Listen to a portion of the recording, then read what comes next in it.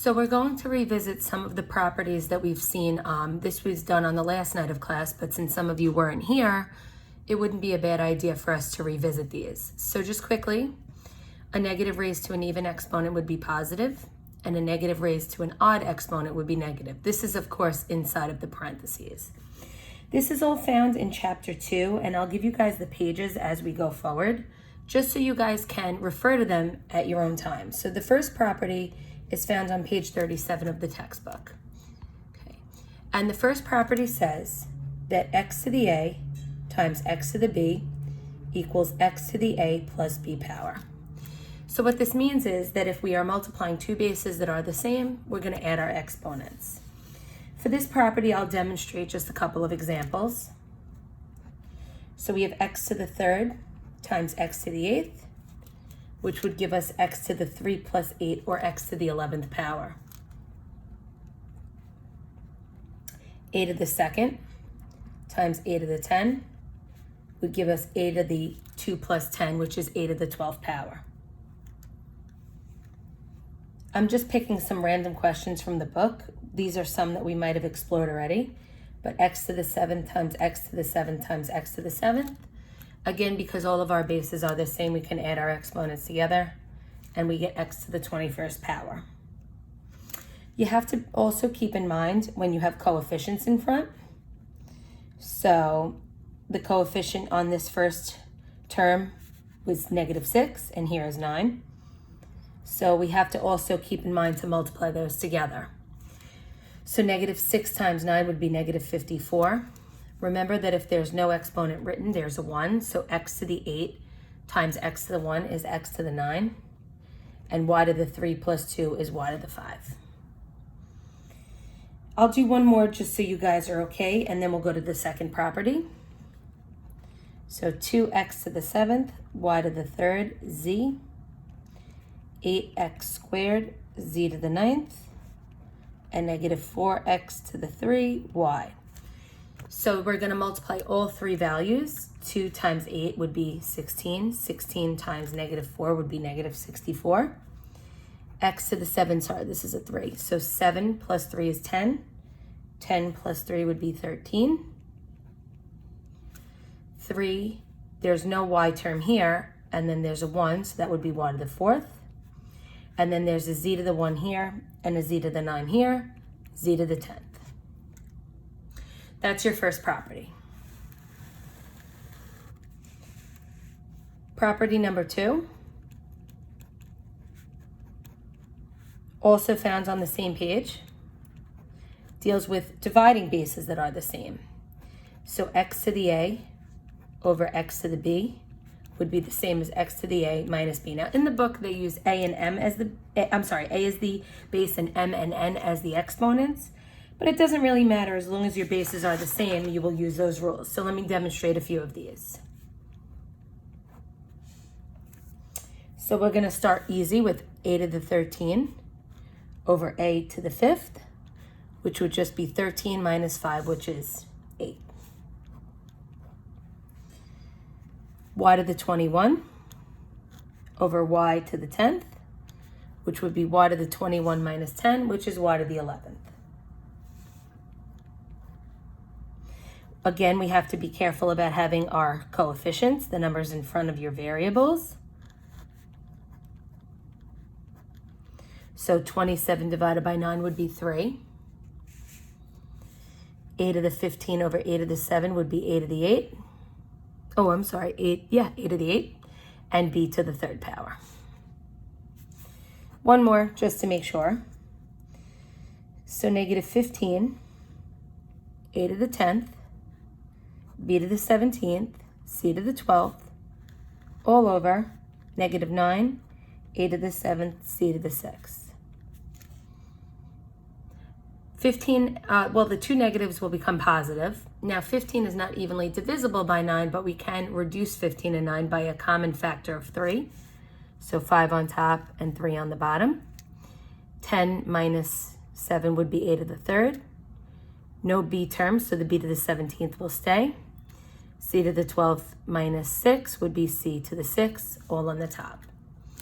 It wouldn't be a bad idea that as you're going through these examples, maybe you want to pause the video each time and try it yourself and then check against my work.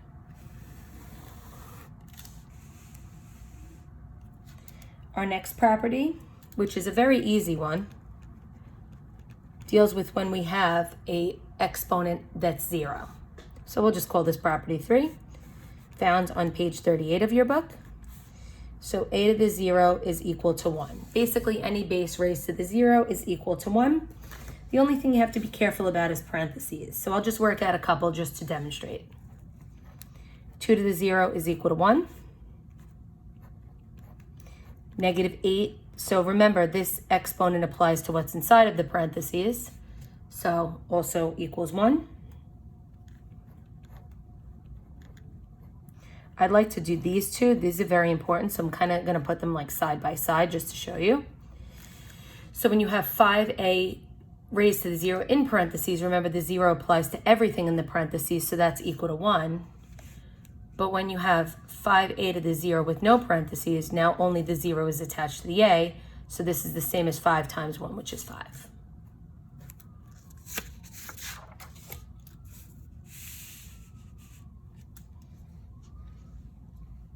Now we start to get into some of the interesting properties with the negative exponents.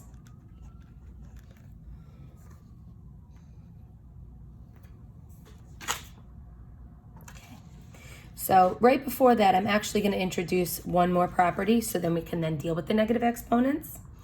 And that would be the following. So that's going to be where we have, and this again, let me get you guys the page, would be found on page 40 of the textbook. So this is where we have a to the m raised to the n power. So unlike the first property where we're multiplying two bases that are the same, in this property, we are actually multiplying a base, or we're raising a power to another power. So what we'll do here is we're going to multiply our powers together. So basically when they're touching. Now the only thing you have to keep in mind is that this exponent must apply to any coefficient. So I'll work out an example with that as well. So let's start simple. A to the 6th raised to the 3rd would be a to the 6 times 3, which is a to the 18. X to the 0 raised to the 8th would be x to the 0. 8 times 0 is obviously 0, which is 1. 5x squared y to the 4th raised to the 2nd. So now remember, this 2 has to apply to every piece. So 5 squared is 5 times 5, which is 25. X to the 2 raised to the 2 is x to the 4. Y to the 4 raised to the 2 is y to the 8th power.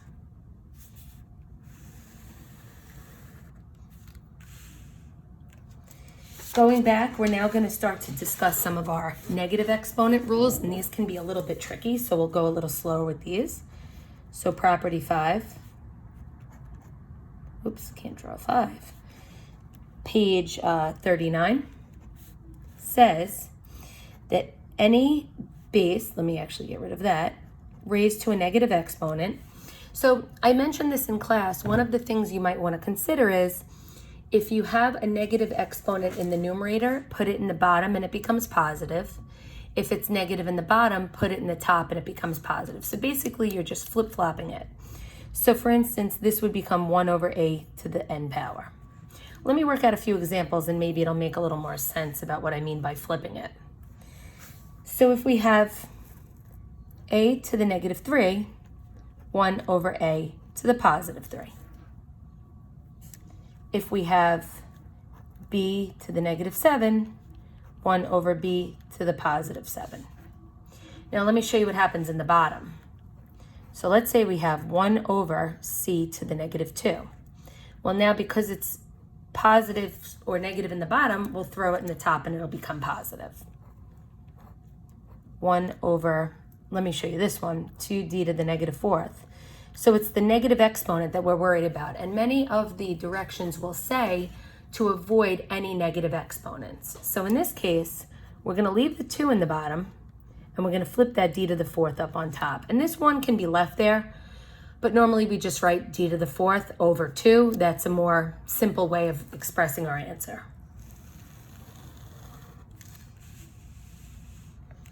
couple more rules and then we'll bring everything together. So if we have a rule such as property 6, and this one's another important one, also found on page 41, this one says that a over b raised to the n would be the same as a to the n over b to the n. And I'm going to add to this one as well at the same time. Also, a over b raised to the negative n, remember that we do the flipping technique to get rid of any negative exponents. So what we'll do here is we'll do b over a raised to the positive n. So we're just flipping the fraction. Another way for flip is reciprocal, which would be more mathy, but I like to use the word flip. Makes it easy to remember. A lot of people suggest getting rid of these negatives on the outside first and then dealing with negatives inside after. And I'll show you that as we go through. Okay, so I'm just going to start a few examples with you guys, and you can definitely follow along with me. So the first example says x over y raised to the 8th, x to the 8 over y to the 8th. So it has to apply to both the numerator and the denominator. For b, x to the 3 over 2y to the 4th raised to the 5th power. That's a 5, sorry, wrote it too low. So that's going to be x to the 15th, 5 times 3. Now, 5 has to apply to the 2, so 2 to the 5th power, which is 2 times 2 times 2 times 2 times 2, would be 32, and then y to the 20th. So make sure all your components get that exponent applied. Here comes the negative situation that I mentioned a few moments ago. And again, these are all mixed in chapter 2, so you kind of have to explore the chapter a little bit. But I'll get you guys started to get a feel of this. So if you have y to the 3rd over z to the 4th raised to the negative 2. Now you can apply the exponent first, but the real suggestion is to take the reciprocal or flip the fraction and make the exponent positive and then deal with it. So this would be z to the 8th over y to the 6th. Another example. So if we have a to the negative 3 over b to the 4th raised to the negative 3rd. So again, even though there's a negative in here, really the suggestion is to get rid of this negative on the outside. So b to the 4th over a to the negative 3. Remember, inside doesn't become positive. It's the outside that does. B to the 12th over a to the negative 9. And remember, the directions are most likely going to say, don't leave any negative exponents in your answer. So what we'll do is we'll flip that a up on top, and we get a to the 9th, b to the 12th power. I'll do one more like that just to make sure.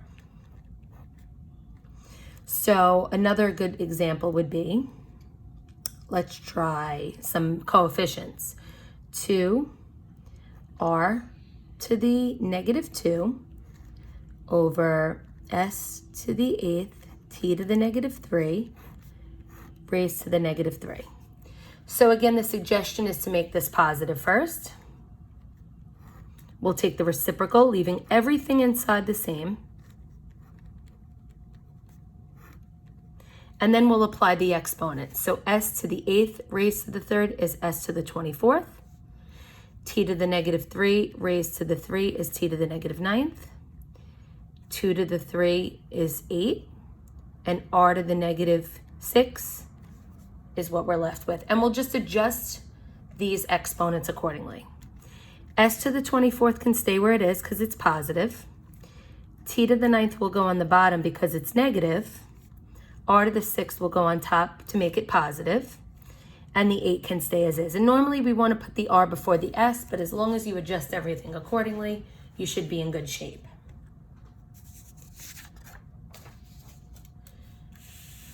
So to conclude this chapter, I just want to give you guys a few examples of all of these rules kind of combined.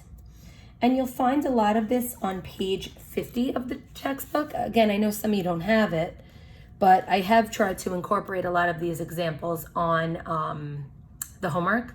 Also, I sent you guys a message about Math Breeze. Please sign up. If there's any issues, let me know. But there's some really nice practice problems, and there's also some really good videos on there too. So let me give you guys just a few examples to finish this up. Starting with, and again, I'll give you what these question numbers are too, so you have them. So 6x to the fourth, y to the negative 5, 3xy cubed squared.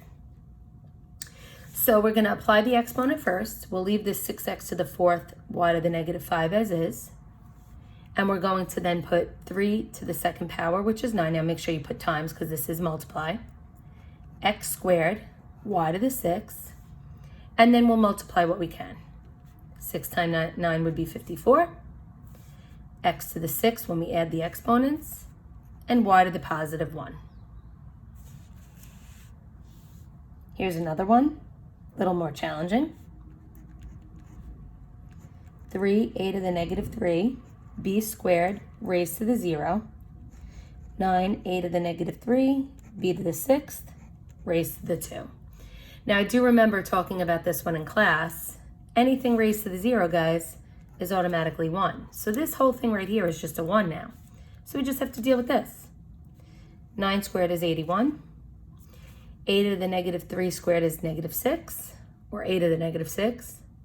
B to the 6 raised to the 2 is b to the 12th. And again, we want to adjust any negative exponents. So 81 stays, b to the 12th stays, and a to the 6 flips down. Just a couple more. This is a nice one.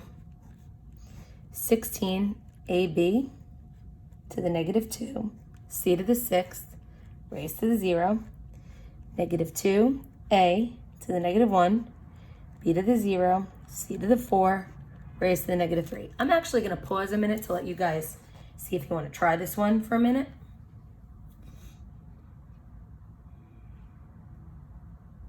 Okay, so again, this whole thing is 1, makes life easier.